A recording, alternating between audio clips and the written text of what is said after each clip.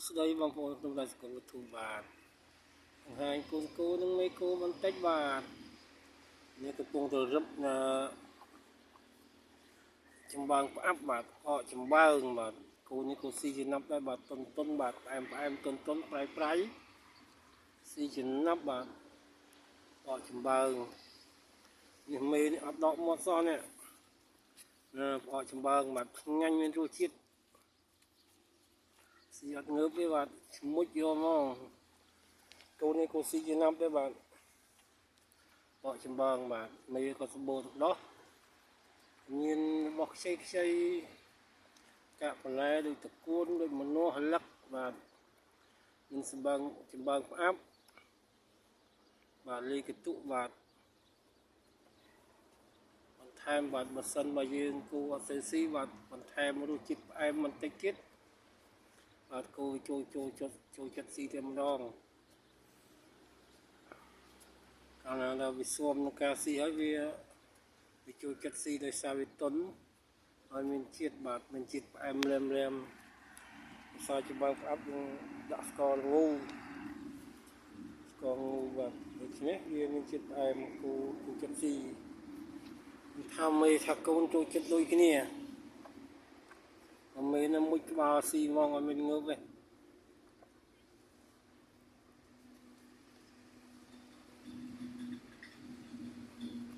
ចំបើងផ្អាប់បាទ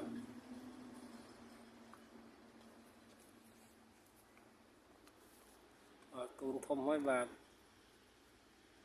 ជិត3 ខែហើយបាទរាប់ខែចូល3បាទចូលក្បាល3ហើយប៉ុន្តែបើរាប់ថ្ងៃវាអត់ទាន់បានពេញ3ទេបាទនៅ4-10ថ្ងៃទៀតបាន3 ខែពេញដល់ថ្ងៃ8បាទថ្ងៃ8 ខែ 4បាន3 ខែនេះថ្ងៃទី24 ខែ 3 2025បាទ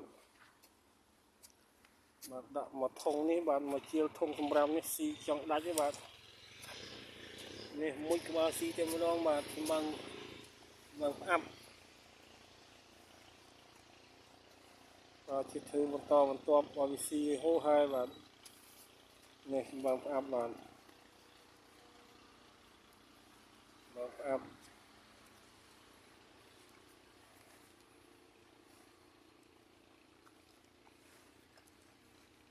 សម្រាប់ទុយពេកគូនេះក៏បាក់មួយសម្រាប់មេស៊ី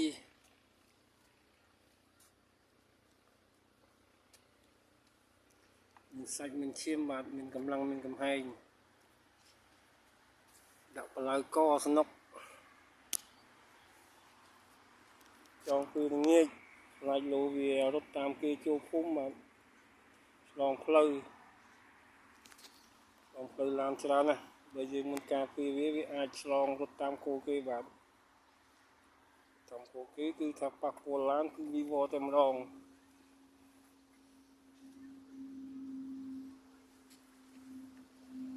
ដូច្នេះត្រូវការពារវាមេនេះបួយ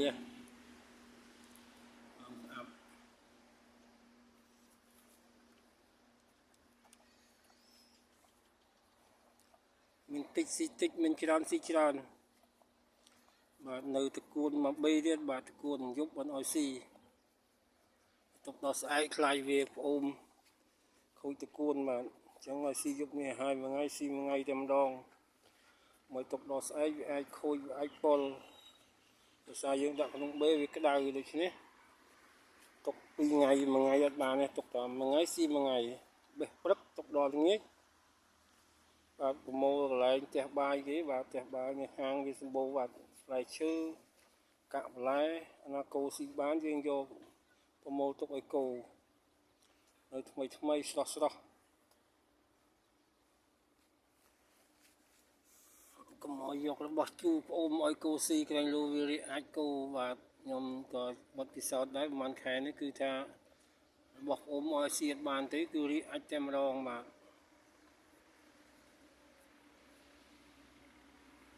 គោបាទ អាចមួយថ្ងៃពីរថ្ងៃអីឲ្យស៊ីមួយខែអត់ទាន់បានគ្រប់វិញទេបាទអាចគឺចុះសាច់លឿនណា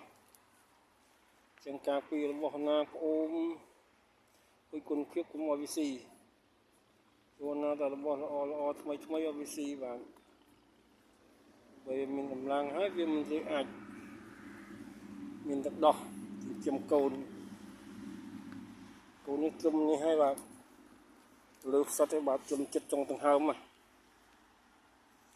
ធំលឿនគូសំបាទគេបងវាច្រើនខែតែវានៅតូចជាងវាដោយសារវាមេវាក៏យ៉ាងដែរមេវាខ្ពស់គូសំមេវាខ្ទង់ចិត្ត1.50 ម៉ែត្រហ្នឹងខ្សែផ្លាយ50យ៉ាងអត់ដែរវាស់ហើយកទៅលិចក្បាលដែរបាទនេះគឺខ្ញុំថតស្មើវានេះលើកឲ្យខត់ខ្នងវាបាទមិនន័យថាវាមិនទៀបប៉ុន្មានទេខ្ពស់វាឈរនៅក្នុងដៅផងបាទ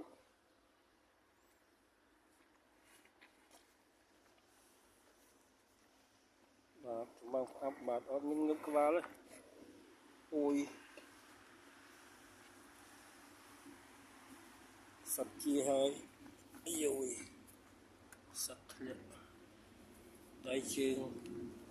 ខ្ញុំមានសាច់ដុំទៀតនេះលិតបាននេះលិត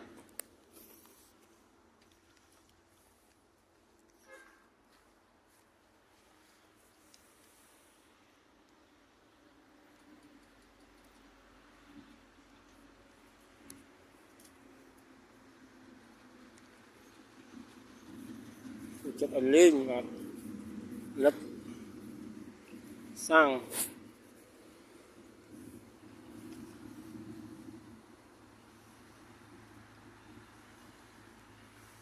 រកស្នែងបន្តិច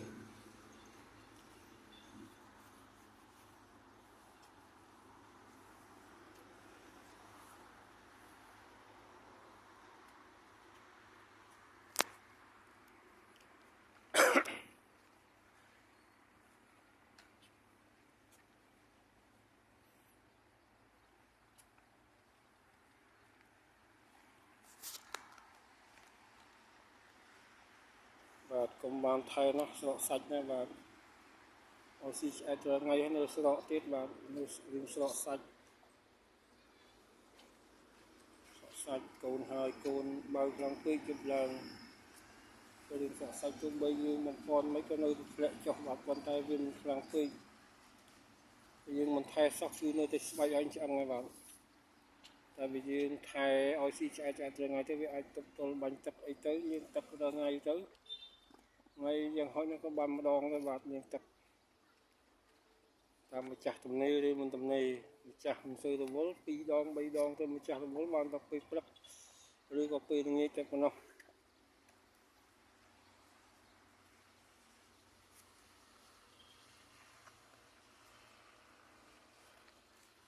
ម្ចាស់នេះធ្វើការឲ្យគេដែរបាទធ្វើការឲ្យគេបាទ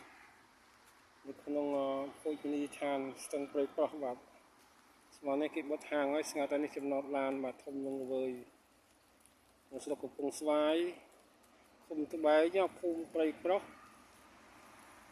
ឃុំត្បែងស្រុកកំពង់ស្វាយខេត្តកំពង់ធំនេះមកវិសៀមរៀបឡានបុយនេះបាទឡានធំបាទឡានធំឡានតូចនេះខ្ញុំស្រុកកំពង់ស្វាយខេត្តកំពង់ធំបាទនេះឡានមកពីខាងសៀមរាបវិញនោះទៅសៀមរាបឡានក្រុងបាទខាងនេះមានឈ្មោះថាចំណតឈប់សម្រាប់ស្ទឹងព្រៃប្រុសបាទនេះផ្ទះជាជននៅភូមិព្រៃប្រុសបាទចំណែកទឹកដីនេះគឺជាទឹកដីទីធ្លាក្នុងហាងបាទខ្ញុំនេះធ្វើការក្នុងហាងហ្នឹងបាទមិនមែនជាស្រុកកំណត់របស់ខ្ញុំទេធ្វើការហ្នឹងឆ្លៀតចិញ្ចឹមគោបាទខ្ញុំគោបាទទិញមេមួយចិញ្ចឹមលើបានកូនបាទគោខ្ញុំមាននៅឯស្រុកនោះបាទនៅស្រុកកំណត់នៅសណ្ដានខេត្តកំពង់ធំដែរតែមានគូសានៅខាងខេត្តព្រៃវែងនោះស្រុកឯស្ដាច់នៅផ្ទះមានគោ 4-5 ដែរប៉ុន្តែបានថតបានអីទេនៅស្រុកនោះ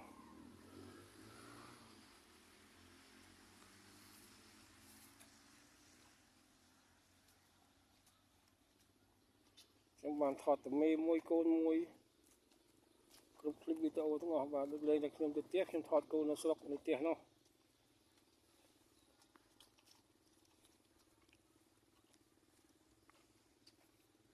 ស៊ីដាច់មកច្រែងមកជេសម្រាមបាទរយកតុកតិចទៅបាទទឹកផ្សំមកដាក់ជាមួយនឹងចំបើងផ្អាប់នោះវាស្មិតទឹកស៊ុបគេសល់បាទកន្លះឆ្នាំមកដាក់លេកតុកលេបាយខ្លះមកលេជាមួយចំបើងបាទគឺស៊ីខ្ទេចតែម្ដងញ៉ាំស៊ុបបាទគូខ្ញុំមិនធម្មតាទេបាទ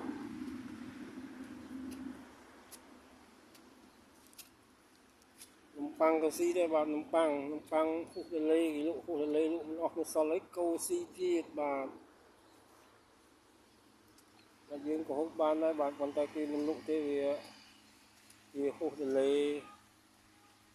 តែស្អែកឈូសចឹងថ្ងៃនេះគេចែកចាយឲ្យបុគ្គលិកហូបហើយបាទបុគ្គលិកវារងថ្ងៃពេកទៅវាធុញវាធ្ងន់វាមិនចង់ហូបបាទអញ្ចឹងវាត្រូវប៉ាន់មេកូសនេះនឹងគូនេះនំប៉័ងក៏ស៊ីដែរបាទផ្អែមអត់ត្រូវទាំងអស់បាទលើកលែងដុំថ្មទេអត់ស៊ីយើងកើត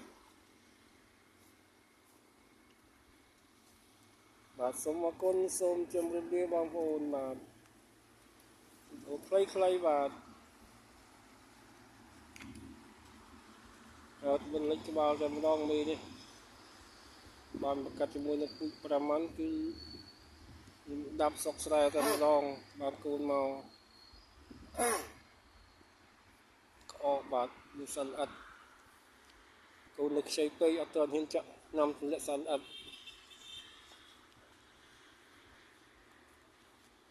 បាទសូមអរគុណបាទសូមជម្រាបលាបាទ